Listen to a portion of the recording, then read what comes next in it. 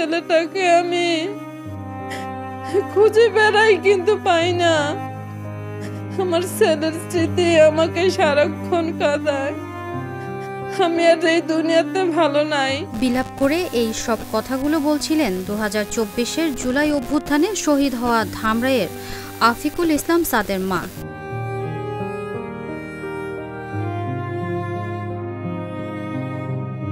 প্রতিনিধি সিরাজুল ইসলাম জানান, 5 আগস্ট যখন স্বৈরাচার পতনের আন্দোলন সফলতার দ্বার প্রান্তে, ওই দিনই পুলিশের চালানো তাণ্ডবে গুলিবিদ্ধ হন Savar cantonment public school and কলেজের দ্বাদশ শ্রেণীর শিক্ষার্থী সাদ।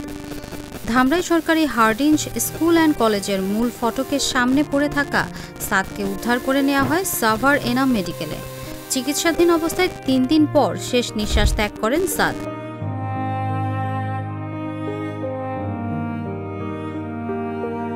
মৃত্যুর 1 বছর পরেও ছেলের সকল স্মৃতি হাতড়ে বেড়ান মা। পড়ার টেবিল, বিছানা, খেলার ট্রফিগুলো শোভা পাচ্ছে ঘরের আনাচে কানাচে। সবই আছে, নেই শুধু মায়ের বুকের ধন সাদ। ছেলে হারানোর বেদনায় ঢুকরে কেঁদে ওঠেন, চোখের কোণে ভেসে ওঠে অশ্রু। আজকে যদি দেশের এই সমস্যা তৈরি না হতো, তাহলে তো আমাদের ছেলেরা ঘর থেকে বের হতো না।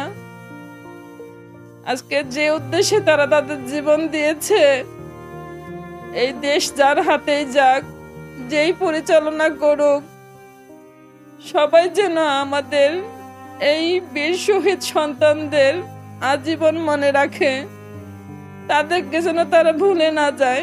আজকে তাদের জন্য সবাই স্বাধীন, শুধু আমাদের সন্তান হারা মায়েরা আমরা প্রতিনিয়ত প্রতি সেকেন্ডে কষ্ট অনুভব করছি সন্তানের জন্য। ছোট ভাই আবিরের কাছে সাদ ছিল বন্ধু আর অভিভাবকের মতো। ছোট ভাইয়ের পড়ালেখা, জীবনমান উন্নয়নে সার্বক্ষণিক নানা পরামর্শ দিতেন সাদ। ভাইহারা একাকী জীবনের প্রতিটি মুহূর্ত এখন কাঁদায় আবিরকে। তবে দেশের মানুষের মুক্তির জন্য প্রাণ দিয়েছেন ভাই, তাই বেদনা ভুলে আবিরের জীবন চাকা চলে অবিরাম। ছোটবেলা থেকেই আমাদের দুজনের সম্পর্ক বন্ধুসুলভ ছিল বেশি। আমরা তুই করে নিজেদেরকে ডাকতাম, সবসময় নিজেদেরকে বলতাম যে ভাই তুই কি করতেছস।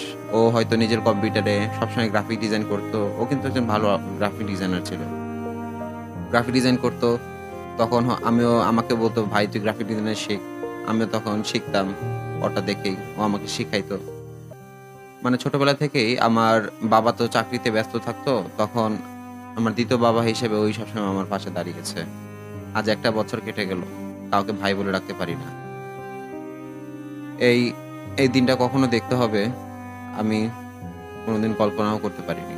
এই জুলাই ঘোষণাপত্র যখন পাঠ করে তখন আমি আর একটু বেশি খুশি হয়েছি যে তাদেরকে গতকাল 5 আগস্টে জুলাই বীর হিসেবে ঘোষণা করেছেন এবং ভবিষ্যতে করবেন। এই বিষয়টা আমার কাছে খুবই আনন্দ লেগেছে। যাদের রক্তের বিনিময়ে এদেশে কথা বলার স্বাধীনতা প্রতিষ্ঠা পেয়েছে, তাদের যেন ভুলে না যায় এদেশের মানুষ, এমনটাই কামনা করেন সাদের মা সহ স্বজনরা।